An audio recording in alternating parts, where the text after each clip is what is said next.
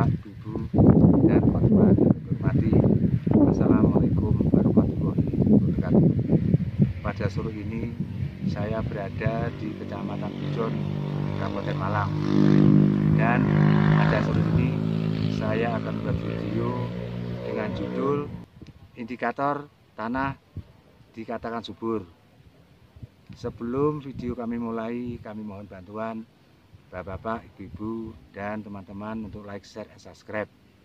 Dengan like, share, dan subscribe, kami lebih giat lagi membuat video-video atau konten yang lebih kreatif. Serta bapak-bapak, ibu-ibu, dan teman-teman selalu mengikuti konten atau video kreatif kami selanjutnya.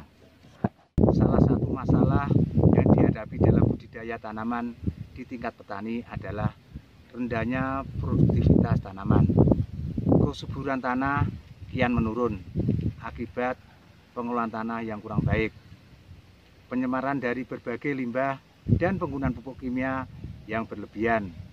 Langkah awal yang dapat kita lakukan adalah memahami kondisi tanah untuk dapat menentukan pengelolaan tanah yang tepat. Tanah dikatakan subur apabila tanah memiliki kandungan unsur hara yang cukup untuk mendukung pertumbuhan tanaman, sehingga tanaman mampu menghasilkan produk dengan kualitas dan kuantitas baik. Adapun karakteristik atau indikator tanah dikatakan subur adalah sebagai berikut. 1.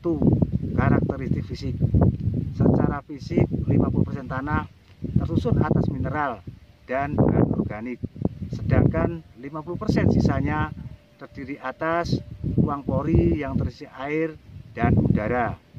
Tanah subur pada umumnya memiliki tekstur pasir, lempung, dan debu yang seimbang.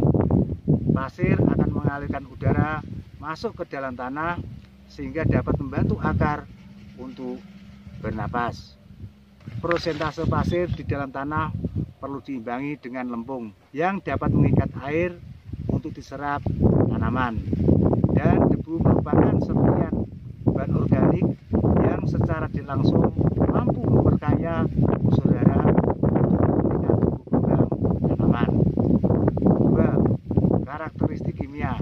Sifat kimia tanah yang terdiri dari derajat keasaman tanah, kandungan unsur hara, dan kandungan bahan organik.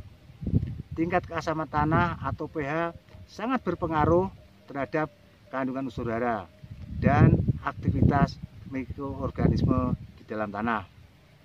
Tanah dikatakan subur yang memiliki pH antara 6-7 atau pH netral, karena pada pH tersebut kebanyakan unsur hara mudah larut dalam air dan mikroorganisme dapat berkembang dengan baik. Kandungan bahan organik pada tanah memiliki peran untuk meningkatkan ketersediaan unsur hara dan meningkatkan kesuburan tanah.